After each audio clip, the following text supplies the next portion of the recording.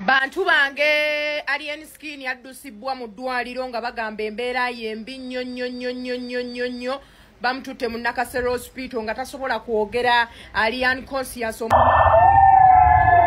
Breaking news, Alien Skin mu ddwaliro akatambi bamutaddeko ekyupa 3 ebyaddala amazzi akosa omusayi gwamuvaamu omungi nnyo era wetwogerera musajja mukulu ebigenda maaso takyabitegera kati ebifaananyi ebyo tubikutte nga byabubba era nkusaba hasooka olaikinge wetulaga wakulu nnyo Alien Skin ensonga ziri serious mu ddwaliro ekulu eri Nakasero gyabadde asobola kubanga ajjanjabibwa oluvannyuma lw'okugwawo ekigo byabadde bitya ku Fangone ngenda kujja nkunyumiza yagudde ekigo buli omu ne yekanga era okukakana nga bafunye ambulance misinde bamuwazewaze mpaka embeera bweti bibadde nsaba owuliremu kati ni video eno mulimu ekyenjawulo ogenda kakasa muzungu kyayogera ni Conscious nga ekitegeeza tasobola kwogera tasobola kusituka n'olwekyo tunakuwaliramu naye munnange kyamutuuseeko byabadde bibi nnyo bibi ddala era munnange mumusabire tali bulungi addusibwa Nakasero Hospital right now.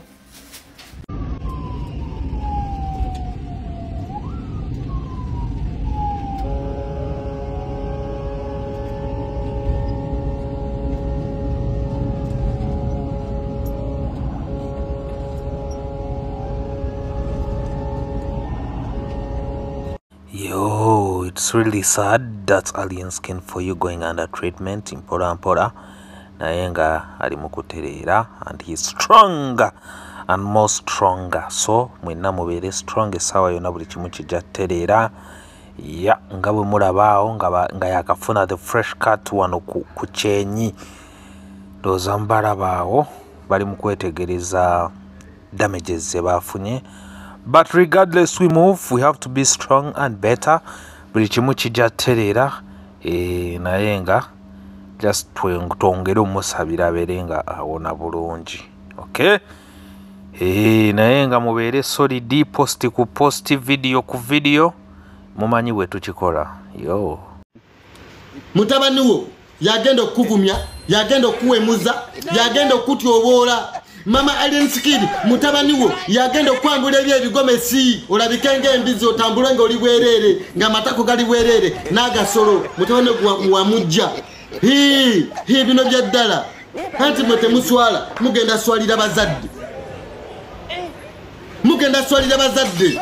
Mama Alien B gwe naakuwemula n'ekuvumavuma ojja gamba ku mutabani wo wakwata akazindaale taddamu kwogera ku Kyagulanyi bwe bamukwayogera ku Kyagulanyi ne bamukuba bino bibuloga bye tebitwasamira naffe tusobola okwasama tebiwemula Kyagulanyi naffe tusobola okuwemula tumuleka bulesi ne tugamba maama bambi katukuleke naye tekyali kisa. Mama Alien Skin tekyali kisa era nkoma mu nnaku enkulu mwengenda okuzinira muzine ennaku enkulu ezijja maaso awo ngenda kubambira ku kisenge kikazi gwe olabika owooma. Olabika owooma. Mama Alien Skin alabika awooma. Njagala nje ku Mama Alien Skin bo omukira aguwulire esi byakusaaga. Mama Rama njagala mulyeko, Rama njagala nje ku nnyoko wabanga yafa maama wo nazina omuzimu. Nazina omuzimu bagizina abasawo ogenda ku musawo n'aguyita n'ogukonkona ensolo n'aguzaayo. Wabanga gyali mulamu nga mukadde nja kumuzina n'abaguma gabaga batukaga bwatuke naye ngandidde ku Mama Rama ndaba ogusola magumwava ndama njagala ndaba ogutuli muwafu butuko ogwo we gufaanana njagala ndabe ku gusolo gwa maama wo Rama. Loma njagala ntune mu gusolo gwa maama wo bwenti ngulingizeemu ndabe muwafu butuke sajjuga kitalina magezi ekyakulanga embizi. Ekisiba kuno ku media nga kivuma abantu nga kiwemula Kyagulanyi nga kikola biki weefudde ekitalo Rama kuno ku media. Njagala mbikule nnyoko mubamba amagulu ningize mu gutulyo gumuwava ndabe we gufaanana miziggwe. Oyasaamirira ng'osobola okwogera oyogera nnyo naffe tusobola okwogera gwe mazi tusobola okuwemula tulina amaloboozi gweka gwasobola okwogera. Ngenda kubambira nnyoko Rama nsoke ningizemu ogwo ogutuli wekiba tekimalidde nga njijamu empale nga nsosikamu waya nga waya etesitingayo oyasama ojja swalira nnyoko Rama, ojja swalira nnyoko gwe tokyaswala. Ngenda kukwatira ku muzadde, nkwatire ku maama wo, nkwate ku maama Alien Skin, mubambe bwenti buli lunaku ajja kiwulira. Ate mugenda kunkolaki?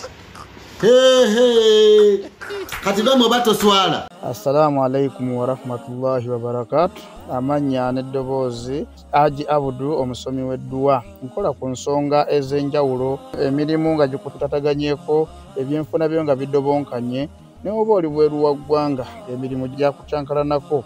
Jangu kusomere ku dduwa. Okuva edda nedda edduwa zaabaawo, edduwa zisomibwa, omuntu n'oterezebwa mu mbeera yonna ebadde ekwesibyeko akanyaaga. Nina ekyoto kye nsobola okukumira wadde oli bweru wa ggwanga nga toli kumpi wano, n'ofuna omukisa ogwo nawe n'osomerwako ku dduwa nga nkuteddeko n'akabaani. Allah ajja kukusaasira, ajja kukwanukula. Kuba ku nnamba yange y'essimu 0752 44 71 56 ne ku WhatsApp kwendi. Mpereza obubaka sobole okuyamba. Assalamu alaikum wa rahmatullahi wa barakatuh.